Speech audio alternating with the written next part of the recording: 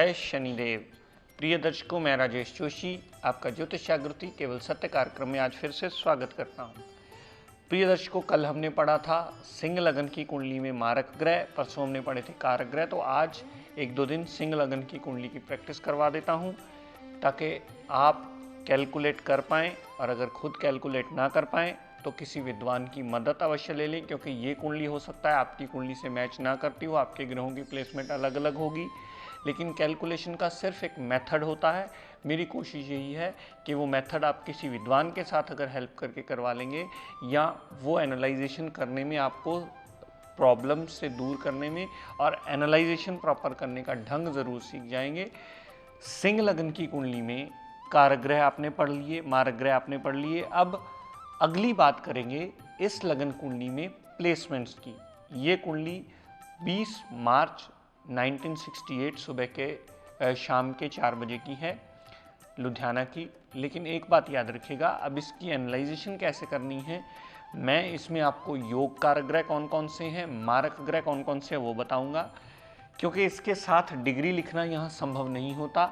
तो वो आपको स्वयं अपने दिमाग से कैलकुलेट करना है कि अगर ग्रह इतने % होगा तो इतने % वो रिजल्ट देने के काबिल है, जिसकी विस्तृत जानकारी मैं ऑलरेडी आपको दे चुका हूँ। तो इस बारे में आप समझ लीजिएगा, मैं सिर्फ उसका अच्छाई बताऊंगा। परसेंटेज ऑफ अच्छाई आपको खुद डिसाइड करनी है, अपनी कुंडली के हिसाब से डिसाइड करनी है कि उसकी डिग्री वाइज कैपेबिलिटी कितनी है।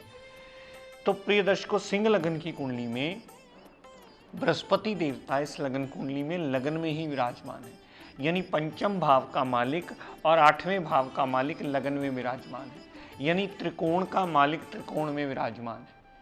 त्रिकोण का मालिक त्रिकोण में विराजमान होना और अच्छी जगह प्लेस्ड होना, और बृहस्पति को यहाँ दिशा बल मिला।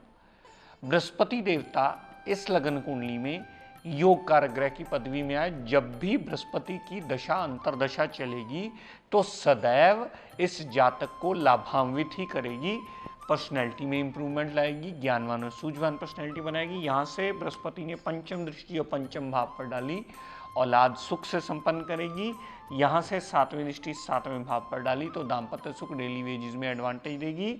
यहाँ से बृहस्पति ने 9वीं दृष्टि जो 9वें भाव पर डाली तो भाग्य भी साथ देने वाला होगा, ये जातक धर्म को मानने वाला होगा, छोटी मोटी यात्राएं भी अवश्य करेगा। तो बृहस्पति देवता तीनों घरों के रिगार्डिंग दृष्टि डालकर अपनी दशा अंतरदशा में सदैव पॉजिटिव रिजल्ट देगा, और गोचर में भी जिस भाव में ये मूव करता चला जाएगा वहाँ पॉजिटिव रिजल्ट देता चला जाएगा, क्योंकि नेटल में ये ग्रह पॉजिटिव पड़ा हुआ है। बात करते हैं प्रिय दर्शकों केतु देवता की। केतु देवता बुध की राशि में पड़े हैं, दूसरे घर में। केतु देवता या राहु देवता का एक ही कैरेक्टर होता है, अगर वो मित्र के घर में पड़े हैं तो अच्छा फल देंगे, और अगर मित्र भी अच्छी जगह प्लेस्ड है तो और अच्छा फल देंगे। अगर शत्रु के घर में पड़े हैं तो वो सदैव बुरा फल देंगे। और आप जानते हैं बड़ी अच्छी तरह बुध और केतु में अति मित्रता मानी जाती है। तो केतु देवता दूसरे घर में पड़े होने से उसकी दशा अंतरदशा में धन का अभाव नहीं रहेगा, परिवार साथ देने वाला होगा, वाणी बहुत अच्छी हो जाएगी। यहाँ से केतु देवता ने पंचम दृष्टि रोग ऋण कर्जा दुर्घटना मुकदमा पर डाली, उसका एडवांटेज। यहाँ से केतु देवता हार्डवर्क करवा के मुश्किलों को दूर कर देंगे। यहाँ से केतु देवता ने 9वीं दृष्टि जो काम काज पर डाली तो काम काज में भी नया रास्ता खोल के इम्प्रूवमेंट अवश्य दे देंगे। तो केतु देवता भी इस लगन कुंडली में योग कारक ग्रह माने जाएंगे, क्योंकि उनकी प्लेसमेंट अच्छी है और अपने मित्र के घर में बैठे हैं। बात करते हैं प्रिय दर्शकों चंद्रमा देवता की। चंद्रमा देवता जैसा कि मैंने कल बताया था कि इस लगन कुंडली में अति मारक ग्रह माने जाते हैं, जो कि 12वें घर के मालिक हैं। एक तो मारक ग्रह ऊपर से नीच का, जब भी चंद्रमा की दशा अंतरदशा चलेगी ये जातक को मेंटली डिस्टर्ब करेगी, माता गाड़ी भूमि वाहन से छोटी मोटी प्रॉब्लम्स अवश्य लगाई रखेगी। यहाँ से चंद्रमा ने जितनी दृष्टि कामकाज पर डाली तो कामकाज संबंधी भी टोटली नेगेटिव रिजल्ट देकर के जातक का हार्डवर्क ज़रूरत से ज़्यादा बढ़ाएगी।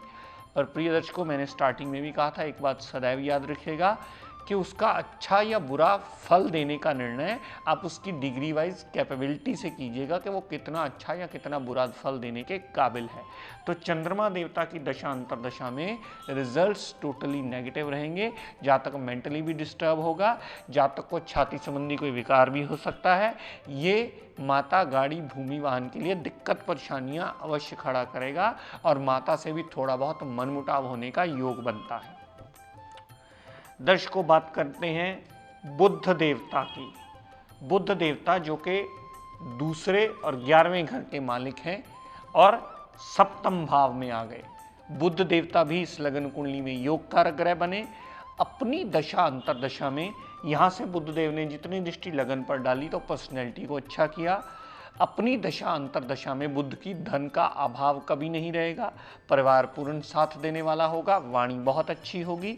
छोटी मोटी हेल्थ प्रॉब्लम ज़रूर आ सकती हैं क्योंकि 11वें भाव में छोटी मोटी हेल्थ की योग कारकता देखी जाती है और यहाँ अगर वो दृष्टि डालेंगे लगन पर तो लगन संबंधी हमें टोटली एडवांटेज देंगे। अगर छोटी मोटी हेल्थ प्रॉब्लम आएगी तो वो चली अवश्य जाएगी क्योंकि बुध की योग कारकता है और योग कारकता की डेफिनेशन में वो सदैव हमें उस घर के भी एडवांटेज ही देता हुआ मिलेगा।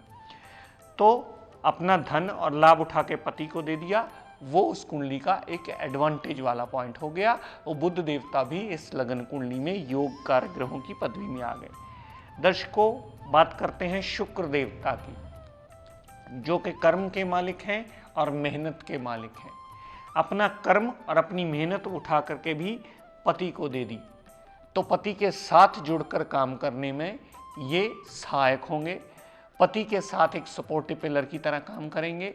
डेली वेजेस रोजी रोजगार में शुक्र की दशा अंतरदशा में सदैव लाभान्वित होते मिलेंगे। यहाँ से शुक्रदेव ने जितनी लगन पर दृष्टि डाली तो एक प्लीजिंग सी पर्सनैलिटी बना देंगे, वो जातक के लिए शुभ मानी जाएगी क्योंकि शुक्र देवता अपने कारक भाव में है तो पति के लिए भी ये केयरिंग अवश्य हो जाएगा और इस लगन कुंडली में ये पति पत्नी के लिए केयरिंग होकर के पूर्णतः शुक्रदेव एडवांटेज देंगे, यानी अपने पार्टनर का पूरा ख्याल रखने वाले ये अवश्य होंगे। दर्शकों, बात करते हैं सूर्य देवता की जो लगन लॉर्ड ही उठ के अष्टम भाव में आ गया है।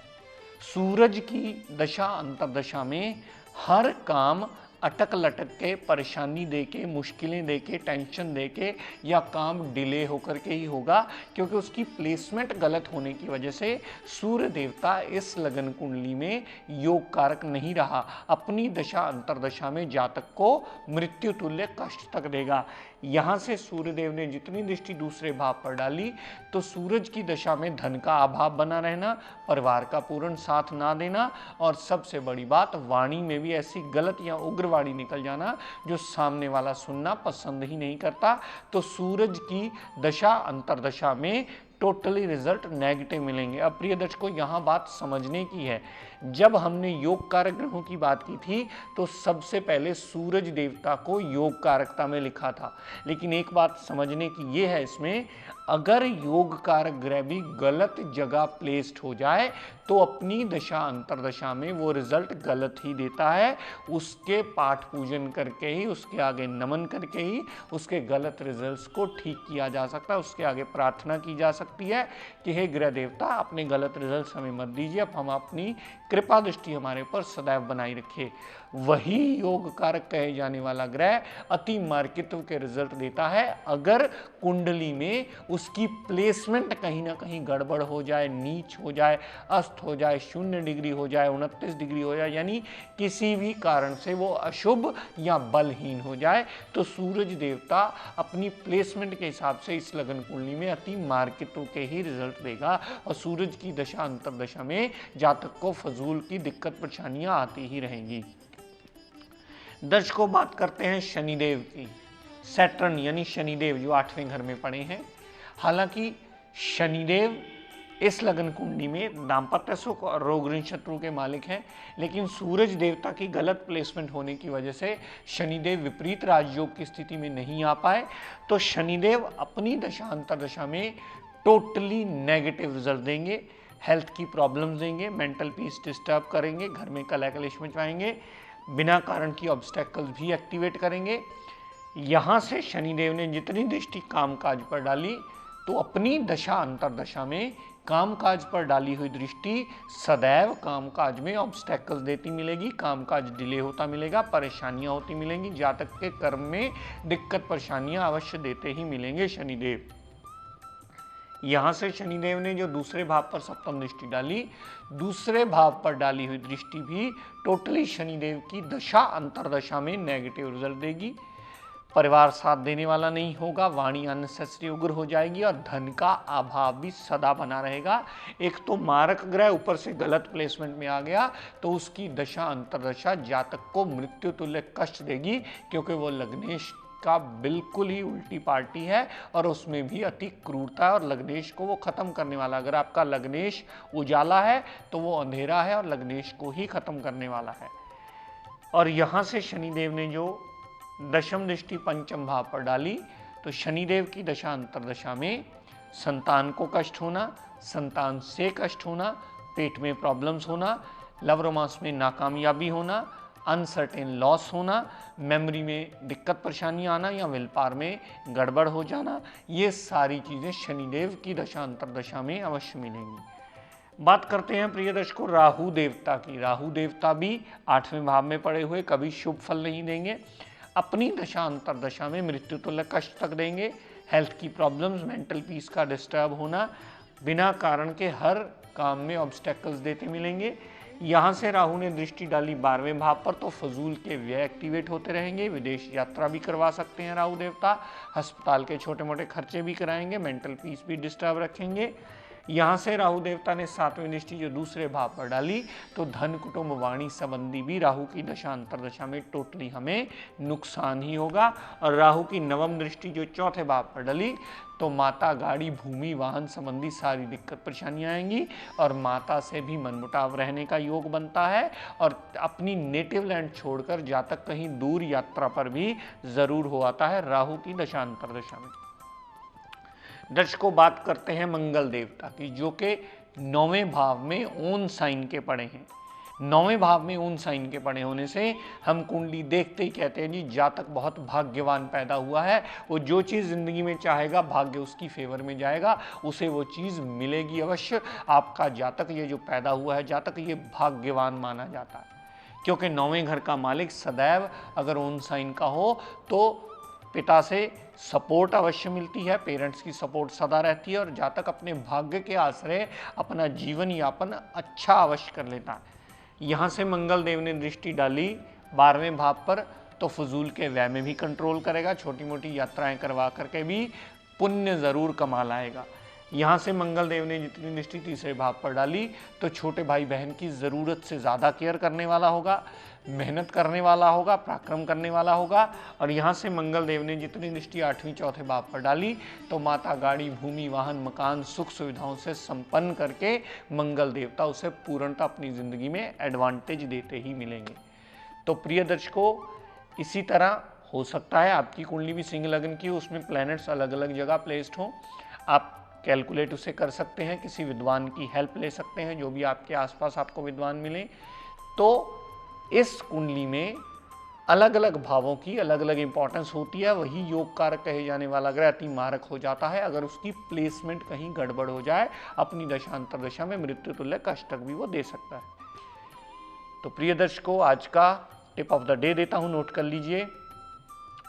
हर घर में, चाहे वो किसी भी रिलीजन को हम मानते हों, हमारे सिख भाई हों, मुस्लिम भाई हों, हिंदू भाई हों, किसी भी धर्म को हम मानने वाले हों, लेकिन तुलसी एक ऐसा पौधा है जो दुनिया में सबसे बड़ी एंटीबायोटिक माना जाता है और उसकी हिंदू मैथोलॉजी में शुभता बहुत मानी जाती है। उसका घर में होना सबसे शुभ माना जाता है और घर में बरकत लाने में सहायक होता है। प्रिय दर्शकों, आज अपनी वाणी को यही विराम देता हूँ। हम सबके लिए मंगल कामना करता हूँ। शनिदेव से ये प्रार्थना करता हूँ कि हे शनिदेव, हम सब पर अपनी कृपा दृष्टि, दया दृष्टि सदैव बनाए रखें। जय शनिदेव।